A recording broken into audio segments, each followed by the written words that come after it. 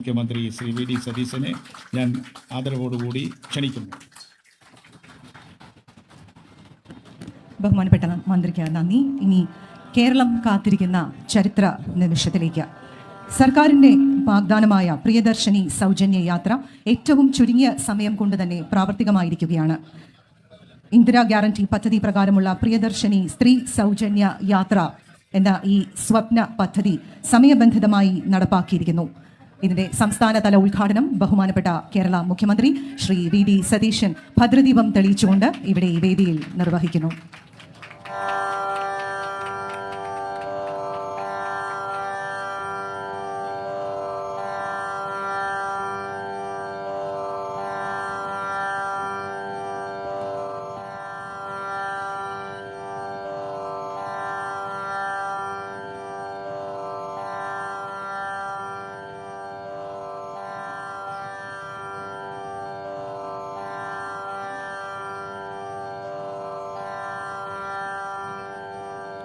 ഉദ്ഘാടന പ്രസംഗത്തിനായി ബഹുമാനപ്പെട്ട മുഖ്യമന്ത്രി ശ്രീ വി ഡി സതീശൻ അവർകളെ സാദരം ക്ഷണിക്കുന്നു.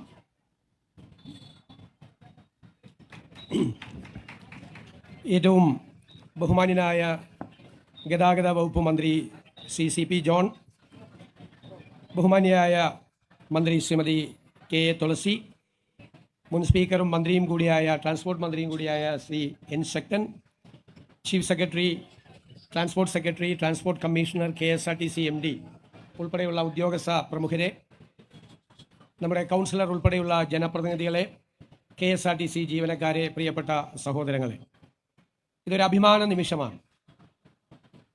സർക്കാർ അധികാരത്തിൽ എത്തിയിട്ട് ഒരു മാസം തികയുന്നത് 18-ാം തീയതിയാണ്. അതിനു മുൻപ് ജനങ്ങൾക്ക് നൽകിയ ഒരു പ്രധാനപ്പെട്ട വാഗ്ദാനം പാലിക്കാൻ കഴിഞ്ഞതിൻ്റെ ചാരിതാർത്ഥ്യത്തിലാണ് ഞാനിവിടെ നിൽക്കുന്നത്. ഇന്ദിരാ ഗ്യാരണ്ടിയുടെ ഭാഗമായി പ്രഖ്യാപിച്ച സ്ത്രീകൾക്ക് ട്രാൻസ്പോർട്ട് ബസ്സിലെ സൗജന്യ യാത്രയുടെ 1-ാം ഘട്ടമാണെന്ന് ഇവിടെ ഉദ്ഘാടനം ചെയ്യപ്പെടുന്നത്. ഇവിടെ സി ജോൺ KSRTCയുടെ ചരിത്രത്തെക്കുറിച്ചെല്ലാം പറഞ്ഞു. ഇന്നിവിടെ ഈ ഉദ്ഘാടനം നടക്കുന്ന ഈ വേദി കൂടി ഒരുപാട് ചരിത്ര പ്രാധാന്യമുള്ള ഒരു സ്ഥലമാണ്. 110 വർഷം മുമ്പാണ് ഇവിടെ നിന്ന് ശ്രീ ചിത്തിര തിരുനാൾ മഹാരാജാവ് ആദ്യത്തെ ഒരു പബ്ലിക് ട്രാൻസ്പോർട്ട് വാഹനത്തിന് ഫ്ലാഗ് ഓഫ് ചെയ്തത്. 1965-ലാണ് KSRTC ജനകീയ മന്ത്രിസഭയുടെ ഭാഗമായി Kerala state road transport corporation bus service ആരംഭിച്ചത്.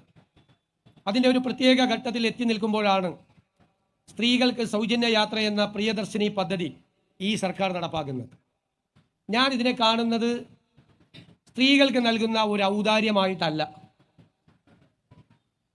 ഞാൻ കരുതുന്നത് ഈ പദ്ധതിക്ക് സാമൂഹ്യവും സാമ്പത്തികവുമായ പ്രതിഫലനങ്ങൾ നമ്മുടെ സമൂഹത്തിൽ ഉണ്ടാകുന്നതാണ്. Socio economic impact. സാമൂഹ്യമായ പ്രതിഫലനം എന്ന് പറയുന്നത് സ്ത്രീകൾക്ക് അഭിമാനത്തോടു കൂടി സർക്കാരിൻ്റെ ഒരു വണ്ടിയിൽ യാത്ര ചെയ്യാൻ കഴിയുക. അത് സൗജന്യമല്ല.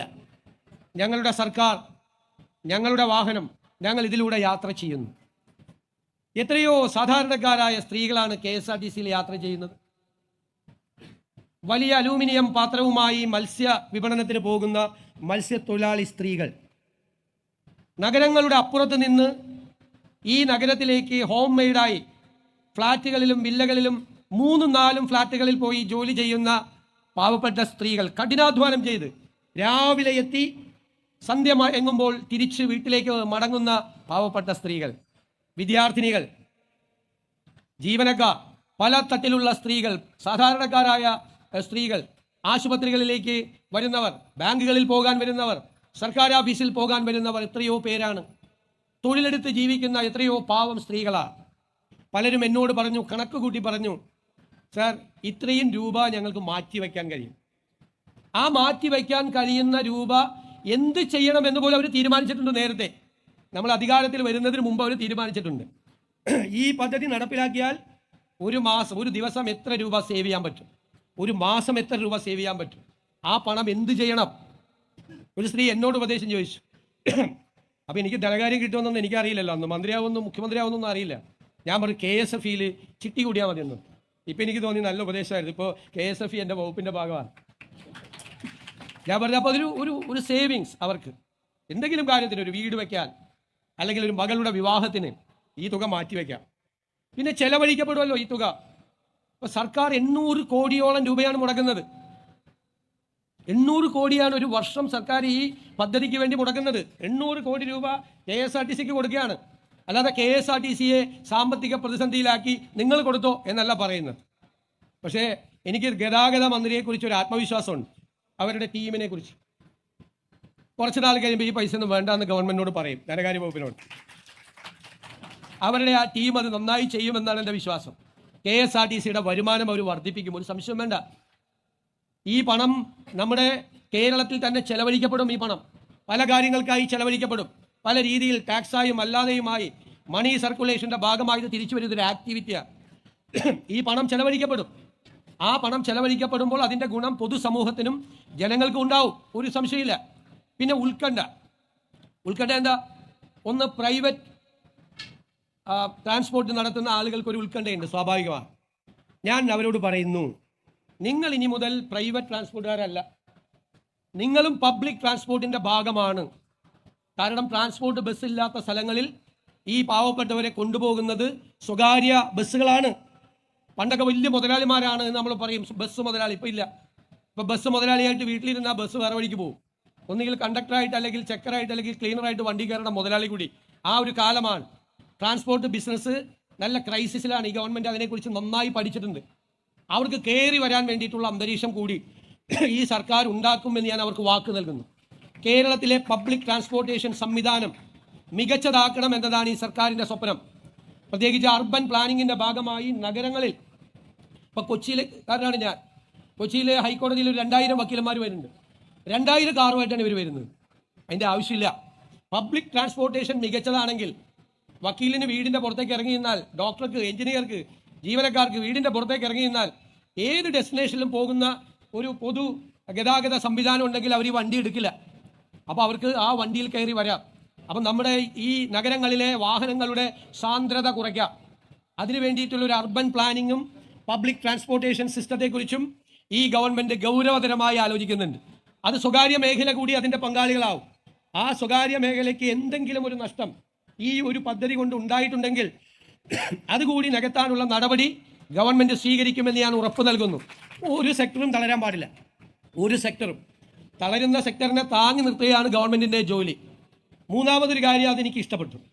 നമ്മുടെ മെൻസ് അസോസിയേഷൻ അവർ ഭയങ്കരമായ പ്രതിഷേധമാണ്. സ്ത്രീകൾക്ക് മാത്രം സൗജന്യം കൊടുക്കാൻ പോകുന്നു എന്നുള്ള ഒരു പ്രതിഷേധമാണ്. അപ്പോൾ അവർ വേറെ ബസ്സിലൊക്കെ യാത്ര ചെയ്യുന്നുണ്ട്. അതൊരു രസകരമായ ഒരു കാര്യം കൂടിയായിട്ടാണ് ഞാൻ കാണുന്നത്. അതിനോടൊന്നും നമുക്കൊരു വിരോധമില്ല. പക്ഷെ എല്ലാ പ്രശ്നം എന്താ? പൊതുവായി എല്ലാ പുരുഷന്മാരെയും കുറിച്ചല്ല ഞാൻ പറയാം, ഞാൻ ഒരു പുരുഷ വിരോധിയൊന്നുമല്ല. ഈ ഇത്രയും പൈസ ബാക്കി വരുന്നു എന്ന് പറഞ്ഞു ഇവർ യാത്ര ചെയ്യുമ്പോൾ ഇവരുടെ കയ്യിലാണെങ്കിൽ ആ പൈസ വീട്ടിലെത്തും. മറ്റേതാ സൗജന്യം കൊടുത്താൽ ഈ ബാക്കി വരുന്ന പകുതി കുറച്ച് പേര് കൊടുക്കും വീട്ടിൽ, ബാക്കി അവിടെ പോവും. ഞാൻ പറയില്ല, ഗവൺമെൻറ്റിന് കിട്ടും പൈസ, സർക്കാരിന് കുഴപ്പമൊന്നും ഉണ്ടാവില്ല, പോയില്ല. അപ്പോൾ ഇവർക്കൊന്ന് കൊടുക്കട്ടെ. മാത്രമല്ല ഞാൻ പറയുന്നു, ഈ പദ്ധതി ഈ സംസ്ഥാനത്തെ സർക്കാരിന് കേരളത്തിലെ സ്ത്രീകളോടുള്ള ആദരവായി നിങ്ങൾ കാണണം. ആദരവാ. സ്ത്രീകളെ ബഹുമാനിക്കാൻ ഒരു സമൂഹം പഠിക്കണമെന്നുള്ളൊരു സന്ദേശം കൂടിയാണ്. ആദരവോടുകൂടി, ബഹുമാനത്തോടു കൂടി നമ്മുടെ അമ്മമാരെ, സഹോദരിമാരെ അവരെ കാണണം. ആ ആദരവാണ് ഈ സംസ്ഥാന സർക്കാർ അധികാരത്തിൽ വന്നതിന് ശേഷം പ്രഖ്യാപിച്ച് നടപ്പാക്കുന്ന ആദ്യത്തെ പദ്ധതി. കേരളത്തിലെ സ്ത്രീകളോടുള്ള നമ്മുടെ എല്ലാവരുടെയും, കേരളത്തിലെ ജനങ്ങളുടെ ആദരവായി കണക്കാക്കണം എന്ന് ഞാൻ ആഗ്രഹിക്കുന്നു. ഒരു സന്തോഷം കൂടിയുണ്ട്. ആദ്യം ഈ ബസ് യാത്ര ചെയ്യുമ്പോൾ ഇതിലെ ഡ്രൈവറും കണ്ടക്ടറും വനിതകളാണ്. മാത്രമല്ല ഗതാഗത വകുപ്പിൽ ഒരു വനിതയാണ് സെക്രട്ടറി. ചുമതലയേറ്റ ഒരു വനിതാ സെക്രട്ടറി ആദ്യം ഉത്തരവിടുന്നത് ഇതാണ്. ഈ പരിപാടി, ഈ പദ്ധതി കൂടിയാണ്. മൊത്തം അങ്ങ് സ്ത്രീകൾ ടേക്ക് ഓവർ ചെയ്തേക്കുക. അങ്ങനെ ആകട്ടെ, ഇനിയുള്ള കാലവും അങ്ങനെ ആകട്ടെ എന്ന് ഞാൻ ആശംസിച്ചുകൊണ്ട് നിറഞ്ഞ അഭിമാനത്തോടു കൂടി, നിറയുന്ന കണ്ണുകളോടുകൂടി ഞാൻ ഈ പ്രിയദർശിനി പദ്ധതി കേരളത്തിലെ സ്ത്രീകൾക്കായി സമർപ്പിക്കും.